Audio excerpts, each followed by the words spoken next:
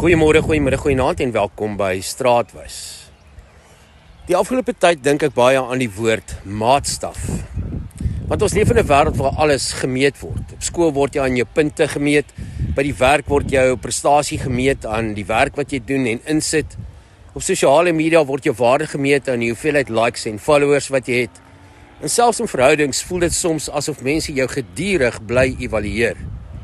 Is jy suksesvol genoeg, ryk genoeg, mooi genoeg, slim genoeg, geestelik genoeg? En sonder dat ons dit agterkom, begin ons eie lewe met ander mense se maatstokke meet. Van kleins af sê ons vir ons eie kinders, moenie soos ander probeer wees nie, wees net jouself. Maar dan stuur ons hulle in 'n wêreld wat hulle elke dag probeer oortuig dat hulle nog nie genoeg is nie. En die vreemde paradoks van die lewe is, die wêreld sê ook, wees uniek. Maar sodra jy anders begin dink, word jy bevraagteken. Sodra jy anders begin leef, word jy beoordeel. Sodra jy jou eie pad begin stap, word jy dikwels alleen. As jy terugkyk na die mense wat die wêreld verander het, was dit selfde mense wat net ingepas het.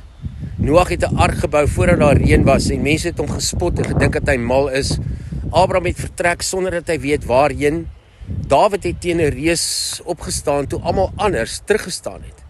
Nehemia het 'n stadsmuur gesien waar ander net ruïnes gesien het. Jesus self het 'n koninkryk verkondig wat so radikaal anders was dat mense hom uiteindelik gekruisig het. Nie omdat hy verkeerd was nie, maar omdat hy nie in hulle maatstaf ingepas het nie. Dis interessant, want die mense wat die wêreld verander het, was nie noodwendig slimmer as almal anders nie. Hulle het eenvoudig aan iets vasgeklou wat ander nog nie kon sien nie. Moderne sielkunde praat van intrinsieke motivering. Die diepste vorm van motivering kom nie van applous nie, dit kom van binne. Dis wanneer jy nie meer leef om goedgekeur te word nie, maar omdat jy oortuig is van jou roeping. Metamoderne denke voeg nog iets by en sê, ons leef tussen twyfel en hoop. Ja, jy twyfel soms aan jouself, maar jy kies steeds om vorentoe te beweeg met jou idees. Dis nie blinde optimisme nie, dis moed. Die Oosterse wysheid praat van die bamboesplant wat jarelang groei onder die grond voordat iemand dit raak sien. Verlang lyk dit asof daar niks gebeur nie, maar intussen is die wortels besig om die boom voor te berei vir sy hoogte. Dalk is jou lewe ook nou in 'n wortelseisoen. Van buite lyk dit asof niks vir jou uitwerk nie. Mense kyk na jou en wonder waarmee jy besig is. Party mense lag vir jou, party mense spot met jou, party mense verstaan jou nie, party oordeel jou. En die gevaar is dat jy hulle maatstok begin gebruik om jou eie waarde mee te bepaal. Maar God werk selde volgens die wêreld se tyd en manier. Josef moes eers 'n put en 'n tronk beleef voordat hy die paleis gesien het. Moses het 40 jaar in die woestyn verdwyn voordat God hom geroep het.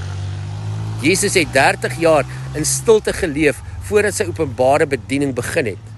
God is nie haastig nie, hy is besig om karakter te bou voordat hy platform gee. En dit is miskien die moeilikste deel van geloof, om aan te hou glo, wanneer niemand anders saam met jou glo nie. Om aan te hou droom, wanneer ander net risiko's sien. Om aan te hou stap, wanneer die pad stil en eensaam raak. Maar miskien is eensaamheid nie altyd 'n teken dat jy op die verkeerde pad is nie. Miskien is dit soms die bewys dat jy op 'n pad stap wat nog nie baie mense ingewaag het nie. Jesus sê in Johannes 8, julle sal die waarheid ken en die waarheid sal julle vrymaak. Ek dink daardie waarheid begin die dag wanneer jy ophou leef volgens ander mense se maatstawwe, wanneer jy ophou wag vir toestemming om jouself te wees, wanneer jy besef jou waarde lê nie in mense se applous nie, maar in God se roeping vir jou lewe. Ja, luister na raad, ja, wees leerbaar, ja, en jy kan groei, maar moenie jou identiteit uitleen aan mense wat nie jou bestemming kan sien nie. Want die wêreld sal jou altyd probeer meet. God probeer jou nie meet nie, hy probeer jou vorm. En daar is 'n groot verskil. 'n Maatstok vra, hoe vergelyk jy met ander? Maar God vra, word jy elke dag meer die mens wat ek jou geskep het om te wees? En dalk is dit die enigste maatstaf wat aan die einde van die dag werklik saak maak. Ek hoop jou dag is lekker en tot ons weer saam stap. Mooi loop.